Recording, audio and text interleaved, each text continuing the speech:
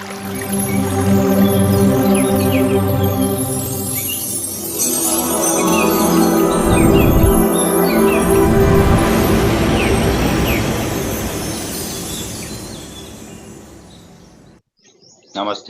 అండి.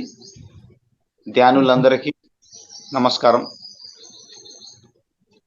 2009లో మరి పులి రామ్మోహన్ రావు గారని మా కాలనీలోనే ఒక 3 హౌసెస్ అవతలుంటారు. వారి ద్వారా ఈ యొక్క అద్భుతమైన మార్గంలోకి రావడం జరిగింది. సో, ఎప్పుడైతే ధ్యానంలోకొచ్చి ప్రతిరోజు క్రమం తప్పకుండా అలా ధ్యానం చేస్తూ ఉంటే జీవితం పట్ల అవగాహన పెరిగింది. ఎప్పుడైతే జీవితం పట్ల అవగాహన పెరిగిందో మెల్లిమెల్లిగా గతంలో ఏమేమి జరిగినాయి అవన్నీ అర్థమవుతూ వచ్చాయి. అంతకుముందు ఎందుకు జరిగిందో తెలీదు, ఏం జరిగిందో తెలీదు. కానీ ధ్యానంలోకి వచ్చాక వాటి పర్పస్ ఏంటి, అవి అసలు ఎందుకు జరిగాయి, అసలు ఎలా జరిగింది, ఇవన్నీ మెల్లిమెల్లగా వచ్చి 2010కంతా కొంచెము ఇంతకుముందు భయం ఉండేది. ఆ భయం అనేది కొంచెము వెళ్ళిపోయింది. భవిష్యత్తు ఎంతో భయంగా ఏం జరుగుతుందో ఏమో అనే అది ఉండేది. అదంతా వెళ్ళిపోయింది 2010లో. సో ఆ తర్వాత లైఫ్ అనేది యూటర్న్ తీసుకునింది. ప్రజెంట్ మూమెంట్లోనే ఉండాలి. ఏం చేయాలని ఈ రోజే చేయాలి. ఈ 24 గంటలే నీ దగ్గర ఉంది. సో ఈ 24 గంటలు మనము కానీ చక్కగా ఉపయోగించుకొని ధర్మ మార్గాన్ని వీడకుండా ఉంటే ఎన్ని సంవత్సరాలన ఉండొచ్చు. ఎన్ని సంవత్సరాలు ఉన్నా మనకు ముఖ్యమైనది ఈ 24 అవర్సే. మన దగ్గర ఉన్న ఈ రోజే మనది. ఈ రోజు కానీ మీరు సంతోషంగా ఉండగలిగితే జీవితాంతం సంతోషంగా ఉండగలరు. సో ఇది జీసస్ క్రైస్ట్ చెప్తారు. చిన్నపిల్లల్ని గమనించండి. చిన్నపిల్లలు ఏ స్టేట్లో ఉంటారంటే, చిన్నపిల్లలు ఎప్పుడు కూడాను పాస్ట్ తర్వాత ఫ్యూచర్ గురించి ఆలోచించరు. వాళ్ళు ఎప్పుడు ప్రజెంట్ మూమెంట్లో ఉంటారు కాబట్టి వాళ్ళు ఎప్పుడు హ్యాపీగా ఉంటారు. ఎవరు హ్యాపీ, ఏమున్నా ఏం లేకపోయినా, తిట్టుకున్నా కొట్టుకున్నా మళ్ళీ ఫ్రెండ్షిప్ అయిపోతారు. సో పెద్దవాళ్ళైన మనకి మనసు ప్రభావం ఎక్కువ ఉంది కాబట్టి మనకు అవి రెండు అటాచ్ అయిపోతాయి. సో మెల్లిమెల్లిగా మనసు శూన్యం చేసుకున్నప్పుడు ధ్యానం ద్వారా మళ్ళీ మనం ఆ పిల్లల స్థాయికి వెళ్ళిపోతాము. భయం అనేది కొద్ది కొద్దిగా మన అవగాహన పెరిగే కొద్దీ వెళ్ళిపోయి స్థిరత్వం అనేది వస్తుంది మన జీవితంలో. ఎప్పుడైతే స్థిరత్వం వస్తుందో ఇక మనం దేనికి భయపడం. ఎందుకంటే మనకు నిర్ధారణ అయిపోయింది. సత్యం ఏంటో నిరూపించాల్సిన అవసరం లేదు. సత్యాన్ని ఏంటంటే ప్రూఫ్ అవసరం లేదు. మనమే ఒక నిదర్శనం దానికి. ధ్యానం ముందు మనం ఎలా ఉన్నాము, ధ్యానం తర్వాత మనం ఎలా ఉన్నాం, మనం మనకే నిదర్శనం. కాబట్టి వేరే వాళ్ళకి చూపించాల్సిన దానికి ఇవేమి షోరూములు కాదు, లేకపోతే సర్టిఫికేట్లు తీసుకోవాల్సిన అవసరం కూడా లేదు. ఎంతోమంది మహానుభావులు వచ్చారు, సత్య మార్గంలో ప్రయాణించారు, ముక్తి పొందారు. సో అదే మార్గంలో మనం ఉన్నాం కాబట్టి మనం మనకు నిదర్శనము. సెల్ఫ్ రియలైజేషన్ చాలా ఇంపార్టెంట్. సో ఆ ప్రకారంగా చక్కగా ఆ ప్రయాణం జరుగుతూ ఉంటే ఎంతో అద్భుతంగా రోజు రోజుకి ఫ్రెండ్స్ పెరుగుతున్నారు. ఆ మిత్రులు ఎంత పెరుగుతుంటారో మన అవగాహన ఇంకా బాగా బ్రాడ్గా వెళ్తుంది. ఎందుకంటే ప్రతి ఒక్క దగ్గర మనం నేర్చుకుంటూ ఉంటాం. సో ఇలాగా పోయిన వారము ఒక ప్లాన్ లేదు, ప్రీ ప్లాన్ లేకుండానే వశిష్ఠ గౌతమి వెళ్ళడం జరిగింది. 7 రోజులు అక్కడ అద్భుతంగా కొత్త ఫ్రెండ్స్ తోటి ఆ ఉగాది సంబరాలు ఎంతో బాగా జరుపుకున్నాం. అందరూ కలిసిమెలిసి ఆ ఉగాది సంబరాలను ఎంత అద్భుతంగా చేశారంటే ఈస్ట్ వెస్ట్ అనే కాదు, ప్రేమ మాస్టర్లు అందరూ అక్కడికి వచ్చి ఊర్లలో నుంచి, పట్టణాల్లో నుంచి, కొంతమంది ఢిల్లీ నుంచి కూడా వచ్చారు. చాలా ప్లేసుల నుంచి వచ్చి బళ్ళారి ఎంతో అసలు వసుదైక కుటుంబం అంటే ఏంటి, ప్రతిసారి ఏం కలగన్నారు. కృష్ణ భగవానుడు వసుదైకం అంటే ఎందుకు బృందావనం అన్నాడు అనేదానికి అర్థము పట్టింది మన వశిష్ఠ గౌతమిలో జరిగిన ఈ యొక్క యజ్ఞం. అసలు మన దగ్గర ఏం అవసరం లేదు. ఆ పక్కనే గోదావరి, నీళ్ళు వెళ్తూ ఉంటాయి. ఎప్పుడు 24/7 నీళ్ళు వెళ్తుంటాయి. ఎంత తేటగా ఉన్నాయో మోకాళ్ళ వరకే ఉన్నాయి. అలా తాగేయచ్చు, అంత అద్భుతంగా ఉన్నాయి నీళ్లు. ప్రపంచంలో ఒక పక్క మనం చూస్తున్నాము పొల్యూషన్ అంటున్నాడు, కానీ కళ్ళ ఎదురుగా చూసినాం అంత అద్భుతంగా నీళ్లు. ఒక పక్క నెగిటివ్ ఉన్నా కానీ మన దృష్టిని బట్టి మనకు పాజిటివ్గా అనిపిస్తుంది. ప్రతి ఒక్కరు చిన్నపిల్లలు అయిపోయారు. పొద్దుట 5 to 8 మెడిటేషన్ నీళ్ళల్లో కూర్చొని చేశారు. మ్యూజిక్ ఏమో ఇక్కడ గణేష్ గారు స్టేజ్ మీద వేస్తున్నారు. అదే సమయంలో కొంతమంది గోదావరిలో కూర్చొని గోదావరిలో ధ్యానం చేశారు 3 గంటలు. అంటే ప్రకృతి ఎంత అద్భుతంగా ధ్యానానికి కానీ సత్కర్మలకి మంచి మార్పుకి సహకరిస్తుంది అనే దానికి ఈ యొక్క ధ్యాన యజ్ఞమే కారణము. మరి ఆ వశిష్ఠ గౌతమి అంత పెద్ద పిరమిడ్ కట్టి దాంట్లో ప్రతి ఒక్కరూ భాగస్వాములైన ఆ కష్టపడిన వాళ్ళందరికీ మనము ఈ మహావతార్ బాబాజీ ఈ ఫౌండేషన్ ద్వారా ఈ అందరము ఒకసారి గట్టిగా క్లాప్స్ కొట్టుకుందాం. అంత అద్భుతమైన పిరమిడ్. పత్రి మేడం 7 రోజులు అక్కడ ఉన్నారు. చూడండి, పత్రి మేడం అంటే ఒక అమ్మవారు, ఒక తల్లి, ఆ మహాలక్ష్మి, ఆ తల్లి యొక్క ఆధ్వర్యంలో పిల్లలందరూ కలిసి ఆ యజ్ఞాన్ని ఎంత అద్భుతంగా చేస్తే ఆ తల్లి ఎంత అద్భుతంగా ఇంకా ఇంకా మన పిల్లలు ఇంకా బాగుండాలి, ఎన్నో ఇంకా కొత్త కొత్త ఐడియాస్ ఇస్తారు. అదేలాగా ఇప్పుడు పత్రి సార్ అంటే పత్రి సార్ తల్లిలో సగభాగము, తండ్రిలో సగభాగము అమ్మ. ఇది ఎప్పుడు మనం మర్చిపోకూడదు. అర్ధనారీశ్వర తత్వము. సో వాళ్ళిద్దరూ ఎక్కడో లేదు, ఇద్దరు ఒకరిలో ఒకరున్నారు. వాళ్ళ మెసేజ్ ఏదంటే ఇద్దరు మెసేజ్ అది. సో అలాగా అద్భుతంగా జరిగింది. సో మరి వస్తానే మరి ఈరోజు వాక్క్షేత్రం గురించి అనుకున్నాం కాబట్టి మనము కొంచెము ధ్యానం గురించి చెప్పుకొని తర్వాత వాక్క్షేత్రానికి వెళ్దాం. ధ్యానము ప్రతి ఒక్కరికి అవసరము. ఎందుకంటే మనిషి ఇతర జీవాలు అన్నీ కూడా శక్తి మీదనే ఆధారపడి జీవిస్తాయి. ప్రాణం ఉంది అంటే శక్తి ఉండాలి. ఆ శక్తి ఉంటేనే మనము తిన్నది కూడా జీర్ణం కాబడుతుంది. శక్తి లేకపోతే మన లోపల ఆత్మ పదార్థము అనేది ఒకటి లేకపోతే తిన్నది కూడా జీర్ణం కాదు. తిన్నది తిన్నట్టు బయటకు వచ్చేస్తుంది ఒక పైపులో నీళ్లు పోస్తే. కానీ ఆ తిన్నది జీర్ణమయ్యి అది గ్లూకోజ్గా మారి మనకి బలాన్ని ఇవ్వాలి అంటే అక్కడ ఆ యంత్రం పనిచేయాలి. మన యొక్క పొట్టలో ఆ యంత్రం పనిచేయడానికి శక్తి అవసరము. దాన్ని కాస్మిక్ ఎనర్జీ, విస్మయ ప్రాణశక్తి అంటాం. సో అందరూ బలం వస్తుంది, విటమిన్లు తినండి, కాల్షియం తినండి అంటారు. కానీ యోగులు ఏం చేస్తారంటే ధ్యానం చేయండి, శక్తిని సంపాదించుకోండి. ఆ శక్తి ద్వారా ఒక ఆహారం జీర్ణమయ్యేది కాదు, సకల పనులు మీరు సులభంగా చేయగలరు. సో ఆ శక్తిని ధ్యానం ద్వారా మనకు అందిస్తాం. కాబట్టి మన యొక్క ప్రాథమిక సూత్రము 18 ఆదర్శ సూత్రాల్లో ఫస్ట్ సూత్రం ఏంటంటే సరి అయిన ధ్యానం చేయాలి. ఏంటి సరి అయిన ధ్యానం అంటే ఆల్రెడీ శాస్త్రీయ దృక్పథంతో నిరూపించబడిన ఇదే ఆనాపానసతి ధ్యానం. ఆనా అంటే ఉచ్ఛ్వాస, అపాన అంటే నిశ్వాస, సతి అంటే కూడుకొని ఉండడం. ఎవరైతే 24 గంటల్లో కొంత సమయాన్ని ఆ శ్వాసను గమనించే దాంట్లో ఉంటారో వాళ్ళకి ఆ శక్తి ప్రవాహము బాగా శరీరంలోకి వెళ్తుంది. ఆ శక్తి ద్వారా వాళ్ళు పనులను సులభంగా చేయగలరు, ఏ చికాకు లేకుండా చేయగలరు, సమర్థవంతంగా చేయగలరు. సో ఈ ధ్యానాన్ని మనకు పత్రి సార్ అందించారు. అంతకుముందు బుద్ధ భగవానుడు, అంతకుముందు జీసస్ క్రైస్ట్, అంతకుముందు అలాగా కృష్ణుడు కానీ అందరూ ధ్యానం చేసే మహానుభావులు అయిన వాళ్ళు. సో మరి ఆ ధ్యానంలో వచ్చిన శక్తిని 10 రూపాయలు సంపాదిస్తాము, తర్వాత ఖర్చు పెట్టే దాంట్లో ఉంటుంది మన యొక్క బుద్ధి. శక్తి అందరికి వస్తుంది, కానీ దాన్ని ఖర్చు పెట్టే దాంట్లో మనం ధనవంతులుగా ఉండాలా, పేదరికంలో ఉండాలా అర్థమైపోతుంది. 1000 రూపాయలు సంపాదించిన వాళ్ళు కూడా కోటీశ్వర్లు కాగలరు, 1,00,000 రూపాయలు సంపాదించిన వాళ్ళు కూడా బికార్లు కాగలరు. అంటే వాళ్ళు ఆ యొక్క శక్తిని ఎలా వినియోగిస్తున్నారో దాన్ని బట్టి పేదరికము ధనవంతం అనేది ఉంది. సో ఇక్కడ శక్తి దానికి తీసుకుంటే మన శక్తి ఏదైతే ధ్యానంలో తీసుకుంటామో అది మ్యాక్సిమం 190% ఖర్చు అయ్యేది ఎలాగా అంటే వాక్ ద్వారా. సరికాని మాటలు మాట్లాడడం ద్వారా మనం సంపాదించుకున్న శక్తి జీరో అయిపోతుంది.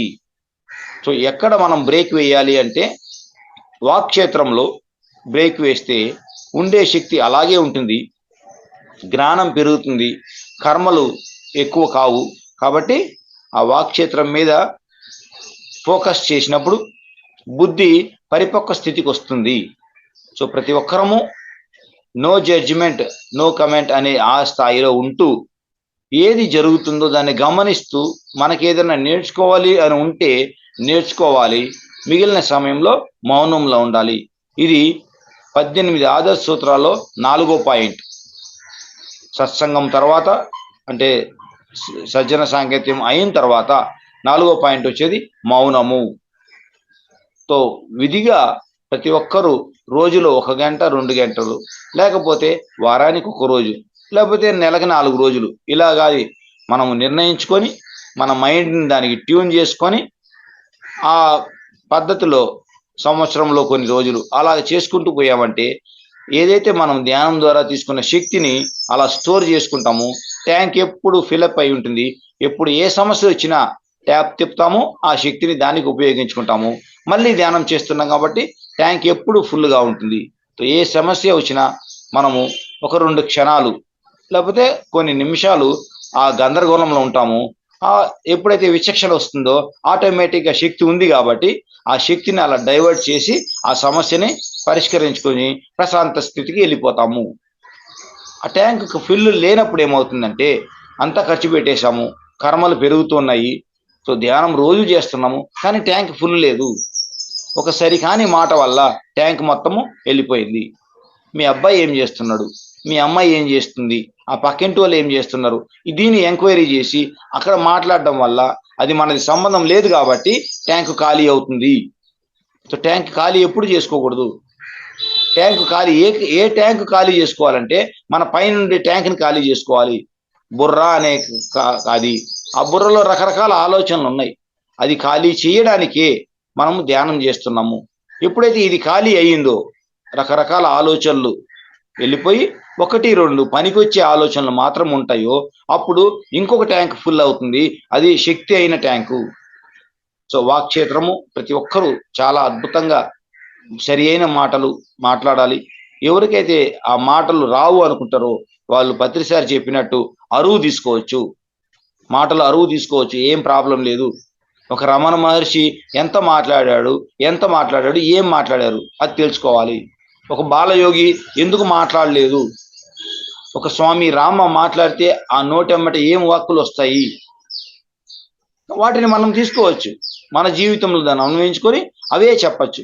శ్రీరామచంద్రుడు ఎందుకు ఒక మాట మీదనే కట్టుబడి ఉన్నాడు, మాటకు అంత ప్రాముఖ్యత ఎందుకు ఇచ్చాడు విష్ణుమూర్తి ఆ జన్మలో అంటే మాటకు అంత వాక్కు, అంత బలం ఉంది, అంత శక్తి ఉంది అని నిరూపించారు. సో మనం అందరం కూడా చక్కగా ఈ వాక్క్షేత్రాన్ని అంటే కర్మని జీరో చేసుకోవాలి అంటే, ఇదే ఆఖరి జన్మ చేసుకోవాలి అంటే ఆచితూచి 10 నిమిషాలు అయినా ఏం పర్లేదు, మౌనంగా ఉండి ఏది మాట్లాడాలో అది మాత్రమే మాట్లాడండి. అప్పుడు ఆ 10 నిమిషాల్లో ఆ ఒక్క మాటకి ఎంతో విలువ ఉంటుంది, ఎంతో శక్తి ఉంటుంది, అది ఖచ్చితంగా అయి తీరుతుంది. 10 నిమిషాలు ఏదో పనికిరాని మాటలు మాట్లాడేస్తే శక్తి అంతా పోయింది. అప్పుడు మీరు బాణం వేస్తున్నారు, దానికి శక్తి ఉండదు, అది గోల్ రీచ్ కాదు. సో ఎక్కువ సమయాన్ని మనము మౌనంగా ఉంటూ చక్కగా 1, 2 మాటలు అవసరం అది చేసుకొని మన యొక్క జీవితాన్ని ఎంతో అద్భుతంగా మలుచుకుందాం. సో ఈ యొక్క వాక్క్షేత్రం అనేది పత్రిసారి క్యాసెట్ ఉంది, ఇలాంటి వీడియోలు కూడా మనం చూడొచ్చు, పిఎంసిలో కానీ దీంట్లో కానీ. దాన్ని చక్కగా ప్రతి ఒక్కరూ ఆ వీడియోస్ ప్లే చేసుకొని చక్కగా మీరు ఏం చేస్తున్నా సరే ఆ సంగీతంతో ఆ మ్యూజిక్ తోటి ఆ పత్రిసారి యొక్క ఆ వీడియోలతోటి వింటూ మనము ఎంతో చక్కగా ఎదగచ్చు. మరి మాస్టర్స్ మనం అందరం కూడా మరి మహావతార్ బాబాజీ ఫౌండేషన్, మహావతార్ బాబాజీ మనందరికి తెలుసు, అంటే ఎక్కడ కావాలంటే అక్కడ ప్రత్యక్షం కాగలరు, ఏ రూపం కావాలంటే ఆ రూపం తీసుకోగలరు. కుంభమేళాలో ఒకానొక సంఘటన ఏంటంటే యుక్తేశ్వరగిరి గారు కుంభమేళాకి వస్తారు. సో అక్కడ ఈ మహావతార్ బాబాజీ ఆ గ్రూప్ని ఎవరైతే ఆ మండలి ఉన్నారో వాళ్ళని కలవడం జరుగుతుంది. సో కలిసిన వెంటనే వాళ్ళ సందేశం తీసుకుంటారు. తీసుకున్న వెంటనే ఈయన ఇప్పుడే నేను మా ఆశ్రమానికి వెళ్ళి ఏదన్నా తీసుకొస్తాను మీకోసము అనేసి అటు వెళ్తారు. ఆ వెళ్ళి వచ్చేటప్పుడు వీళ్ళు మాయమైపోతారు. అంటే వాళ్ళు మనకి ఎంత సమయం ఇవ్వాలో, ఎన్ని క్షణాలు ఇవ్వాలో, ఎంత సమయం మనతో కలిసి ఉండాలో ఆల్రెడీ నిర్ణయించుకున్నారు. సో ఆ సమయము మనము మనసు చెప్పినట్టు వేరే దాని మీద వెళ్ళకుండా దాని మీదే కాన్సన్ట్రేషన్ చేయాలి. ఎందుకంటే ఒక క్షణం వెళ్ళిపోయిందంటే మళ్ళీ అది మనకి రిటర్న్ కాదు. సో ఏదన్నా చేయాలనుకున్నప్పుడు వెంటనే ఆ పని చేసేయాలి. మంచి పనులు, మీకు కాని పనులు ఉంటే దాన్ని పోస్ట్పోన్ చేసుకోవచ్చు. సో ఏదైతే అయిపోతుందో ధ్యానము, స్వాధ్యాయము, సజ్జన సాంగత్యము, వీటికి ఫస్ట్ ప్రియారిటీ ఇవ్వాలి. మీకు 12 గంటల క్లాస్ చెప్పమని చెప్పారు, సో ఓకే, ఎస్ అని చెప్పి మనకు ఆ 12 గంటలకి మనము ఫ్రీగా పెట్టుకుంటే, ఒకవేళ 12 గంటలకు ఏదైనా పని చేయాల్సి వస్తే దాన్ని 11 గంటలకు పెట్టుకోవచ్చు, లేకపోతే 1 గంటకు పెట్టుకోవచ్చు. ఎందుకంటే మనం వచ్చిందే భూమి మీద ధర్మ సంస్థాపన చేయడానికి కాబట్టి, ఆ ధర్మ సంస్థాపన దేని ద్వారా జరుగుతుందంటే మనసు శూన్యమైనప్పుడే జరుగుతుంది.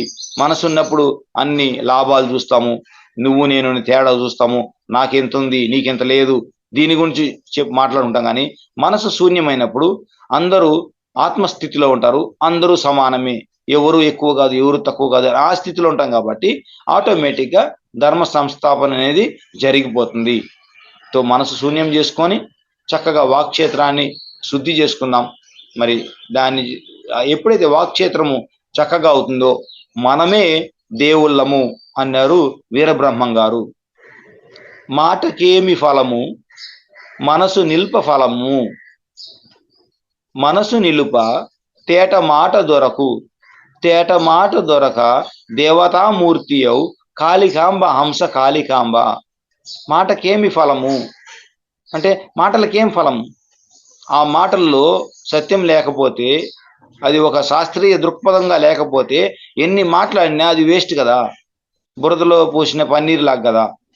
కాబట్టి మాటకేమి ఫలము మనసు నిలుప ఫలము. మనసు నిలిపితే అక్కడ ఫలం వస్తుంది.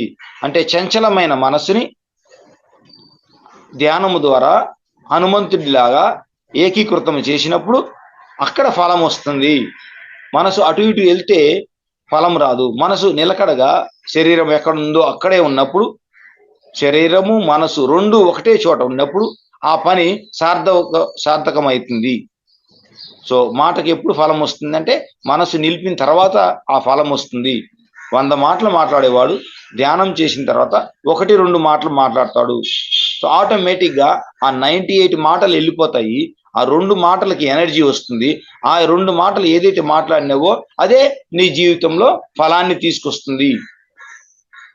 సో మాటకేమి ఫలము మనసు నిల్ప ఫలము, మనసు నిలుప తేట నీరు దొరకు. తేట నీరు బుద్ధ భగవానుడు వాళ్ళ శిష్యులకు చెప్తాడు, నైనా వెళ్ళి ఒక బింది నీళ్లు తీసుకురా తాగడానికి అని వెళ్తారు శిష్యులు. అక్కడ మొత్తము గందరగోళంగా ఉంటుంది. ఆ నదిలో మొత్తం నీళ్ళన్నీ అటు ఇటు అయిపోయి బురదంతా ఉంటుంది పైన. వాళ్ళు తిరిగి వచ్చేస్తారు, గురువు గారు అక్కడ మొత్తము నీళ్లు కలుషితంగా ఉన్నాయి, తాగలేము అవని.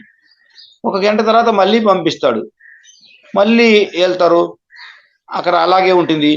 గురువుగారు అలాగే ఉంది అంటే మళ్ళీ ఇంకొక గంట తర్వాత మళ్ళీ పంపిస్తాడు. ఆ 3వసారి వెళ్ళినప్పుడు చక్కగా ఆ మొత్తము బురదంతా కిందికి వెళ్ళిపోయి తేట నీళ్ళు ఉంటాయి పైన.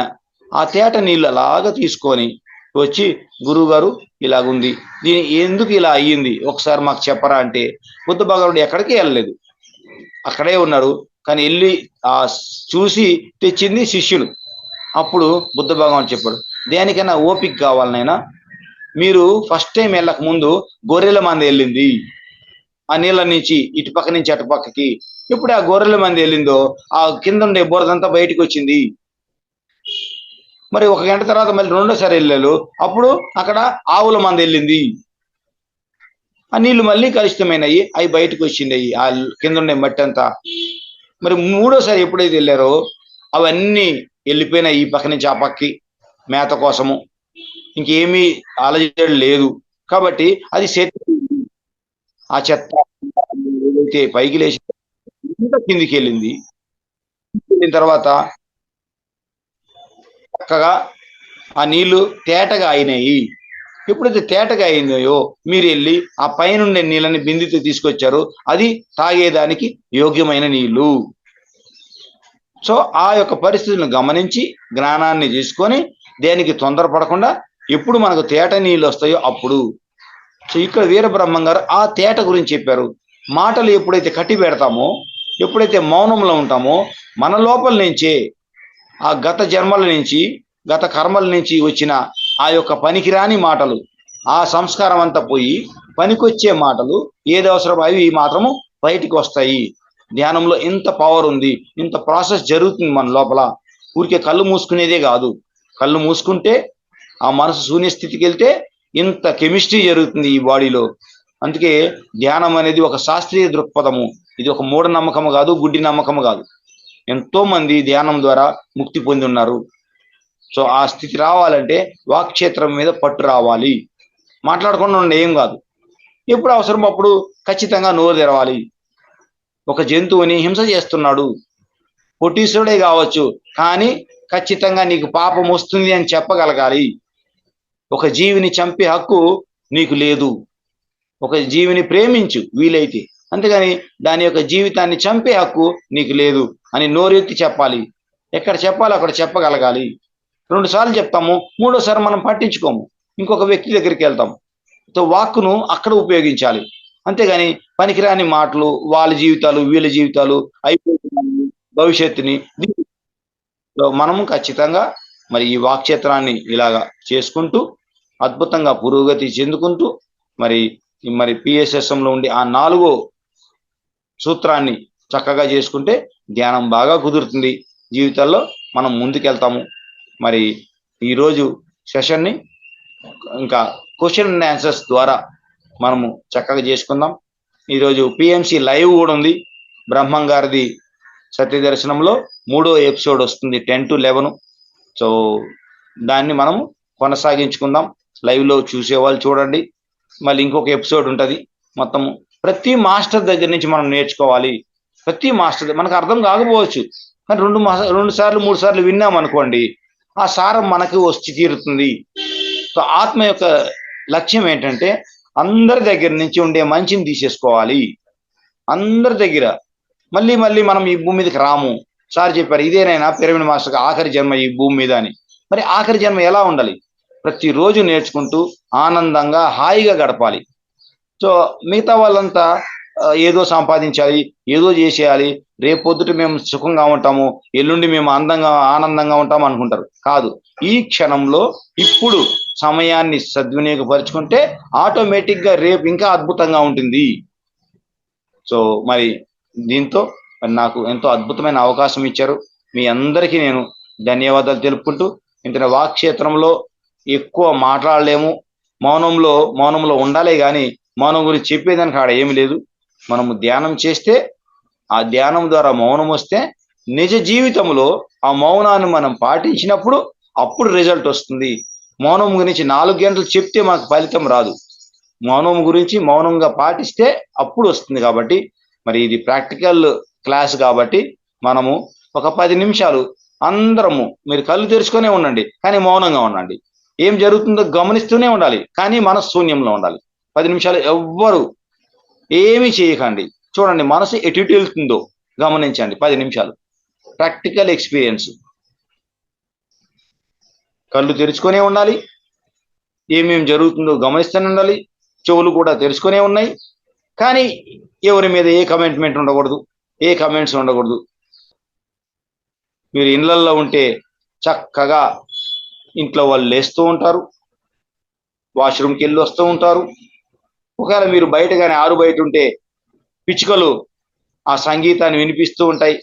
సూర్య భగవానుడు మెల్లిమెల్లిగా బయటకు వస్తుంటాడు, బయట కార్లు వెళ్తుంటాయి. ఏమన్నా జరుగుతుంది, జస్ట్ మాట్లాడకుండా, ఏ కమిట్మెంట్ లేకుండా, కమెంట్స్ లేకుండా దాన్ని గమనిస్తున్నారు అంతే. 10 నిమిషాలు చక్కగా గమనిద్దాం. మనసు శూన్య స్థితిలో, నిశ్చలమైన స్థితిలో ఏది జరిగినా మనకి ఏ సంబంధము లేదు. మనం సాక్షిభూత తత్వంలో ఉన్నాం.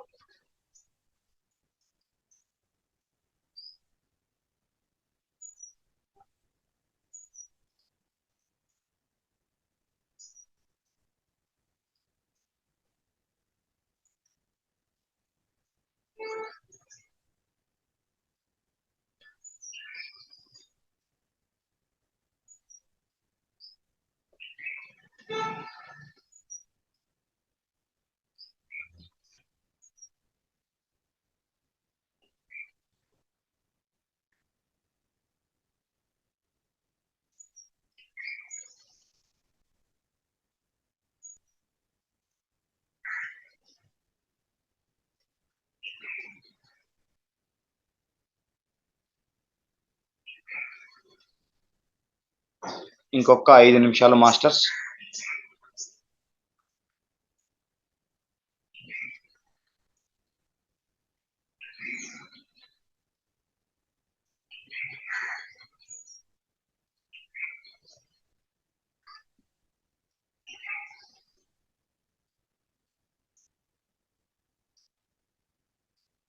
ఏదో చెప్పాలి, ఏదో చేసేయాలి, ఇంకేదేదో చేసేయాలని మనసు తహతహలాడుతుంది.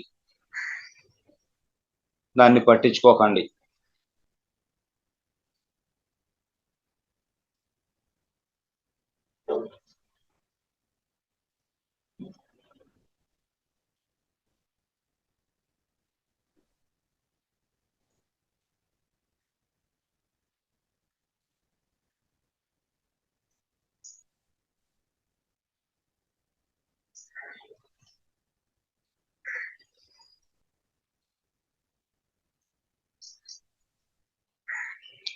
అనాహత తర్వాతే విశుద్ధం వస్తుంది. అనాహత అంటే మౌనము, విశుద్ధ అంటే సత్యవాక్కులు. మౌనం లేకుండా సత్యవాక్కులు రావు.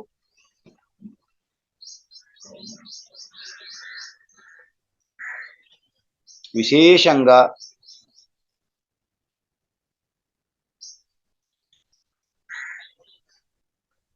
విశుద్ధ చక్రాన్ని తారాస్థాయికి తీసుకెళ్ళిన ఆయనే నీలకంఠుడు, శివపరమాత్ముడు. విషాన్ని అక్కడ స్తంభింపజేశాడు. సాగర మదనం జరిగినప్పుడు వచ్చిన ఆ ప్రళయాన్ని విశుద్ధ చక్రం దగ్గర ఆపేశాడు. పనికిరాని మాటలు మాట్లాడకూడదు, పనికిరానిది నోటెమ్మట బయట రాకూడదు, లోపలికి వెళ్ళకూడదు. అక్కడే భస్మం చేసేయాలి, కంఠం దగ్గరనే. అందరూ మంచి వాళ్ళే, భూమి మీద ఎవ్వరూ చెడ్డవాళ్ళు లేరు.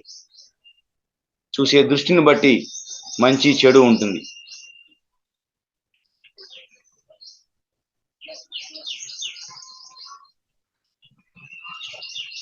ఎవరి కర్మల్ని బట్టి వాళ్ళ ప్రణాళిక వేసుకొని ఆ ఫలితాన్ని అనుభవించడానికి భూమి మీదకి వచ్చారు. ఫలితం అయిన తర్వాత పాఠాలు నేర్చుకొని ప్రతి ఒక్కరూ పిహెచ్డి చేస్తారు.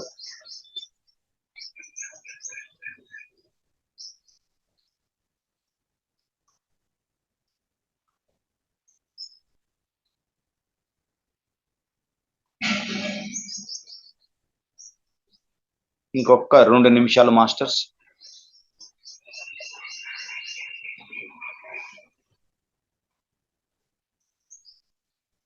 ఉపేక్ష అన్నారు బుద్ధ భగవానుడు. కొంచెం దూరంగా ఉండు వాళ్ళతోటి. ఇంకా పరిపక్వ స్థితికి రాలేదు కాబట్టి తప్పటడుగు లేస్తారు. కొంచెం ఓపిక పట్టు, కొంచెం దూరంగా ఉండు వాళ్ళతోటి. సజ్జన సాంగత్యం చెయ్యి, వాళ్ళతో కలిసిపోబాకు. దుర్యోధనుడితో సావాసం చేయొద్దు, గమనిస్తూ ఉండు. దుర్యోధనుడు ధర్మరాజు అయినప్పుడు అప్పుడు సావాసం చెయ్యి. అంతవరకు విమర్శ చేయొద్దు, తప్పులు పట్టద్దు. వచ్చే జన్మలో దుర్యోధనుడే ధర్మరాజు అవుతాడు. గత జన్మలో ఇప్పుడున్న ధర్మరాజే దుర్యోధనుడు. గుణాన్ని బట్టి కర్మలు మారతాయి.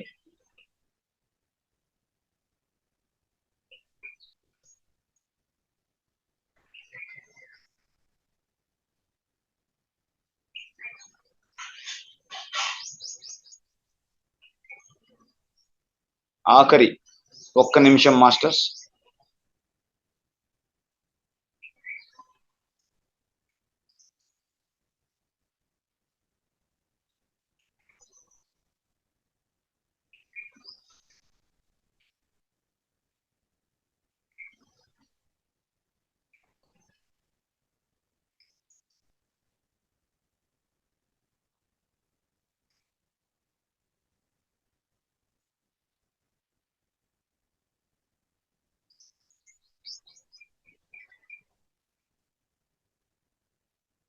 30 సెకండ్లు.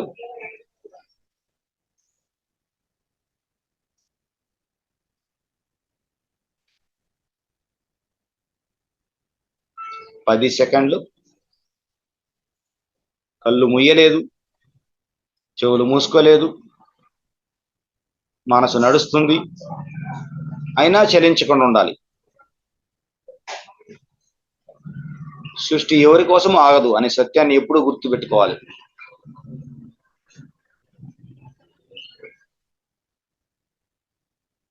ఫైవ్, 4, 3, 2, 1, 0. చాలా చాలా థ్యాంక్స్ మాస్టర్స్. మరి మౌన సాధన ధ్యానం అప్పుడు కాదు, ధ్యానం అయిపోయిన తర్వాత నిజ జీవితంలో మార్కెట్కి వెళ్ళినప్పుడు, నరదులతో కలిసినప్పుడు, ఏ ఫంక్షన్లకు ఉన్నప్పుడు బాగా పనికొస్తుంది. సత్యాన్ని, వాస్తవాన్ని అర్థం చేసుకోవడంలో మౌనం ఎంతో పరిపక్వ స్థితికి చేరుకుంటుంది. మరి సైలెన్స్ గురించి మహావతార్ బాబాజీ చెప్పిన ఒక స్టేట్మెంట్ చెప్పేసి ముగిస్తాను. ఎందుకంటే 7 o'clock వేరే పని ఉంది. మరి మీ అందరి పర్మిషన్ తోటి ఆ స్టేట్మెంట్ చెప్తాను, ఒకసారి ఆలకించండి. ఇది book, the voice of Babaji. The voice of Babaji.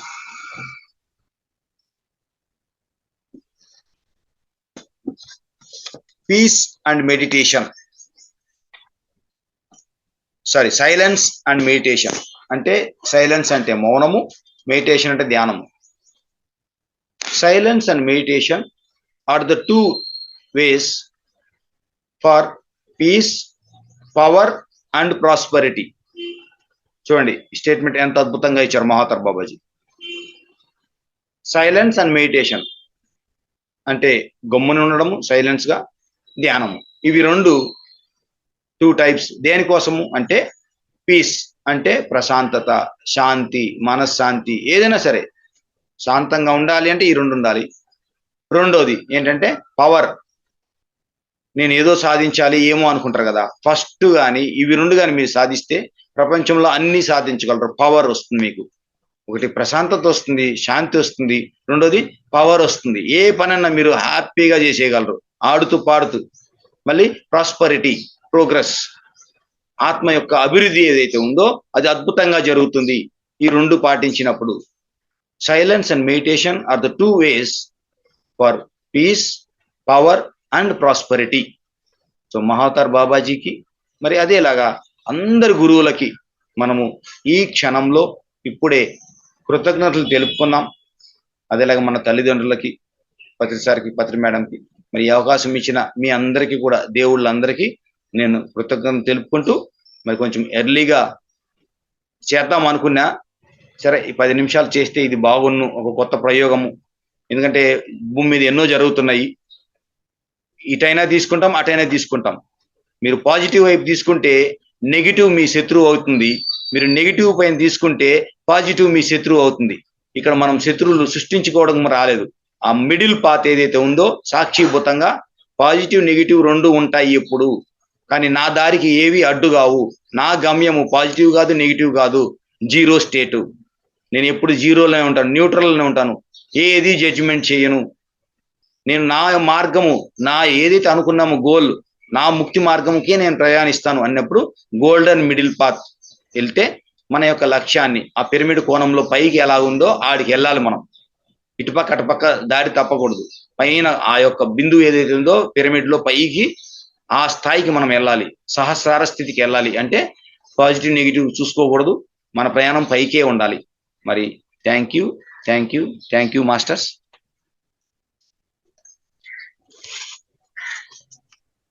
Thank you sir. చాలా వాక్క్షేత్రం గురించి చాలా చక్కగా చెప్పినారు. ధ్యానం ఎలా చేయాలి ఏంటి అనేది కూడా బాగా చెప్పినారు సార్. మహోదర్ బాబాజీ తన అంటే మనందరికీ మనం ఏం నేర్చుకోవాలనే దానిపైన కూడా అది కూడా బాగా చెప్పినారు సార్.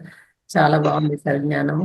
ఇంకోటి ఏంటంటే సార్, ధ్యానం చేసేటప్పుడు మాత్రమే మనము అంటే మనసును శూన్యం చేస్తాము, అంటే మాటలు కూడా మాట్లాడం కదా సార్. అలా కాకుండా మనం నిత్య జీవితంలో ఎలా చేయాలనేది మా అందరితోటి కూడా ప్రాక్టీస్ చేయించినారు సార్. నిజంగానే అంటే మనము ధ్యానులు కాని వాళ్ళతోటి అంటే వాళ్ళు నెగిటివ్ అని కాదు.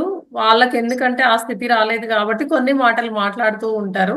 ఆ మాటల్ని మనము ఏంటి అంటే వాటిని విని మన లోపలికి తీసుకోకుండా, పట్టించుకోకుండా మనము మన లోపల నుంచి వాళ్ళలాగానే మనం మాట్లాడకుండా ఉండడానికి గూడా చాలా అంటే ఇప్పుడు ఓన్లీ కళ్ళు మూసుకున్నప్పుడే కాదు సార్. కళ్ళు తెరుచుకున్నప్పుడు గూడా ఇలాంటివన్నీ మనము చేస్తేనే కదా సార్. అంటే ఆచరణలో పెట్టాలి. అన్నీ వింటూ ఉంటాం గానీ, ఆచరించినప్పుడే. మాటలు గూడా చెప్పినారు సార్. అంటే 100 మాటలు మాట్లాడాల్సిన అవసరం లేదు. ఒక 2 మాటలు మాట్లాడినా గూడా, ఒక 10 నిమిషాలు టైం తీసుకొనైనా ఏవి సరైన మాటలో అవి ఆలోచించుకొని మాట్లాడండి.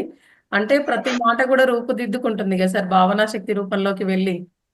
అలా బాగా చెప్పినారు సార్. అంటే మేమందరం గూడా ఖచ్చితంగా ఇది ఆచరణలో పెడతాం సార్ 100%. Thank you sir. ధన్యవాదాలు. ఇంత చక్కటి జ్ఞానాన్ని మాకు అందించినందుకు. మాస్టర్ సార్‌కి అందరూ ఒకసారి గట్టిగా క్లాప్స్ చేయండి. ఇంత చక్కటి జ్ఞానాన్ని మనకు అందించినందుకు. Thank you sir. ధన్యవాదాలు.